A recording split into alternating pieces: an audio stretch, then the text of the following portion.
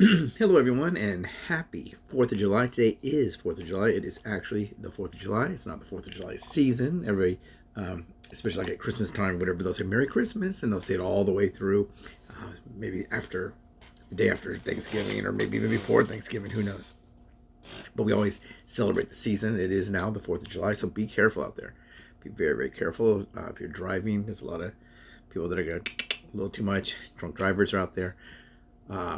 If you're in California, we had all that rain and now it's hot, so there's a lot of vegetation out there that has grown during the rain and probably is a little dry right now. So watch out for fireworks. Make sure you're on if you're lighting off any firecrackers or fireworks, make sure they're legal, and also probably on a concrete pad. Have some water available to douse the whatever is fired off. So when they're still a little bit hot, just throw it right in there or whatever. Good idea to do that. Be very, very careful out there. Pets, be careful with your pets. Oh my God, so careful. If you can bring your pets indoors, do that. If you have pets that don't want to be indoors, like my Ellen, the big black lab, she does not like being indoors, even if there's fireworks going down. She'll hop in her doghouse some, but she is not an indoor girl. She does not like it. She's a lab pit mix. She likes being outside. She likes the rain. She likes the water. So we have that going on. So people have been asking me now to do another video on my journey and how I adapted. Now it's gonna be, once again, when I first started this whole channel was in August, I think, of last year.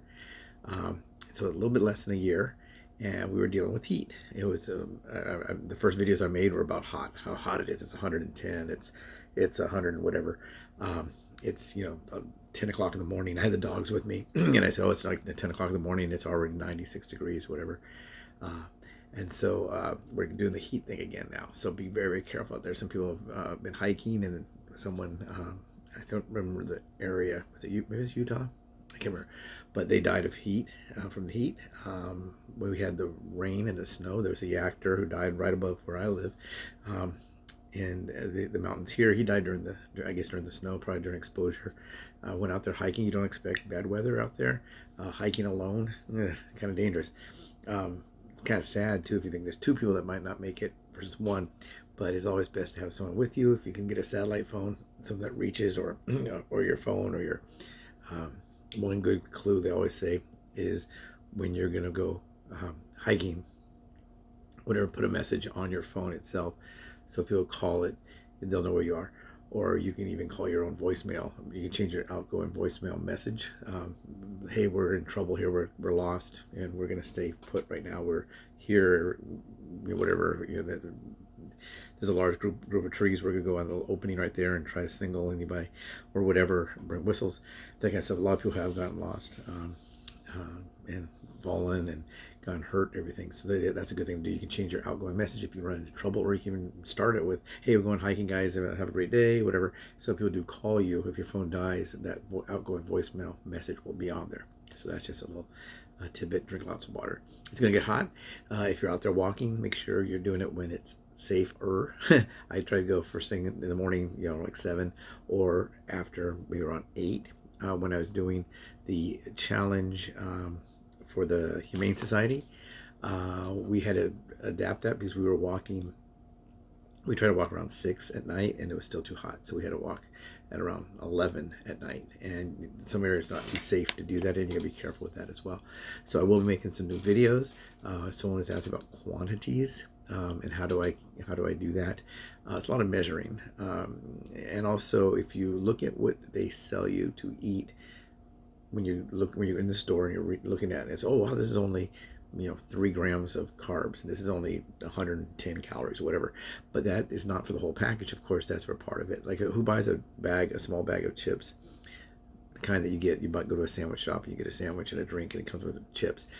You don't think to eat 1/4 of that bag. Eat 25% of the bag and leave the other 3/4. It's very difficult to do. So most people just eat the whole thing. There's a cookie. It's about that big, and it's some kind of a protein, healthy kind of a cookie. It's 2 guys' names, I can't remember. But the size that you're supposed to eat is half of that cookie. You're not going to go to, let's say, a convenience store and buy that and only eat half. You're going to think to eat the whole thing. So remember, it's probably not. If you get one of those little packs of those little chocolate donuts or whatever, or they have chocolate donuts or powdered sugar or crumb, and there's like, I think, 8 of them in there. And if you look at the serving size, you're probably going to see that you're not supposed to eat the whole package.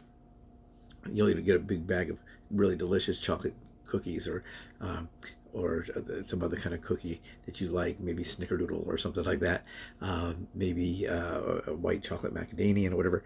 And you get the package. You go, oh wow, this is not that big. I can have this because it's only so many calories. Well, it's for one cookie or two cookies. The serving sizes is very difficult to manage sometimes because you're gonna have it with you. If you take it to work and you bring all 8 donuts with you, and so I'm gonna have 2 of those donuts because that's the serving size. I'm gonna have 2 of those little round donuts about that big.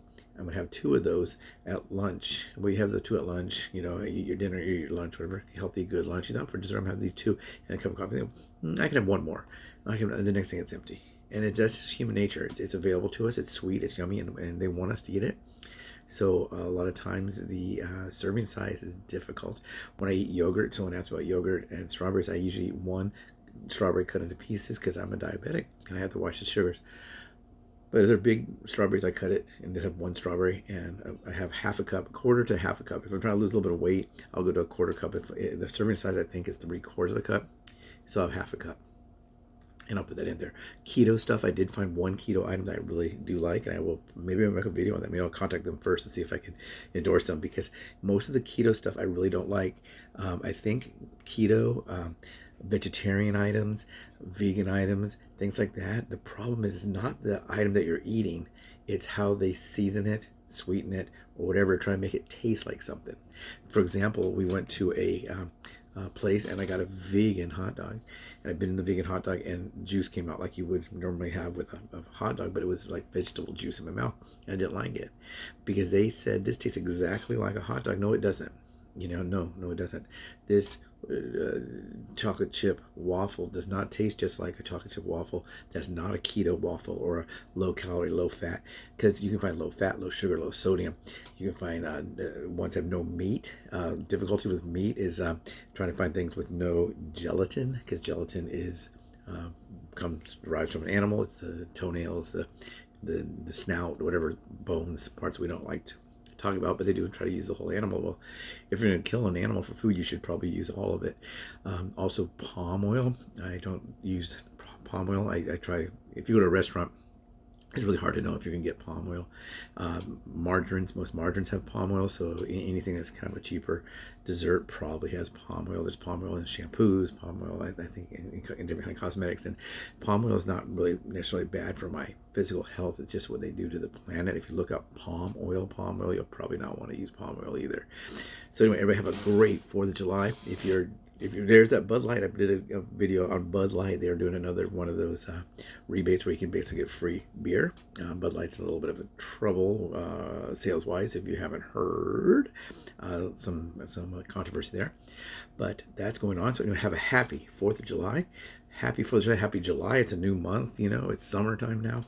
Be careful out there. Take care of your pets. Take care of each other, and try to stick with it. If you overeat today, quite possible. I remember the Surgeon General once said to have no more than 2 hot dogs a year. And I used to manage a wiener central, and I'd see people would have 6 hot dogs a day, or 4 or 6, and whatever they get the 6-pack, whatever, and then they're leaving and there's nothing left. They ate all 6. So that's a tough one. 2 hot dogs a year. If you like hot dogs, 2 a year. That's tough. I'm not saying to do that. That's what the Surgeon General one year came out with that program. But if you do overeat today, it's bound to happen. And if it does happen, just keep on going. Next week, tomorrow, whatever, maybe get out there and walk a little bit extra, do whatever. Be careful of the heat. Drink a lot of water. Take care. Happy 4th of July.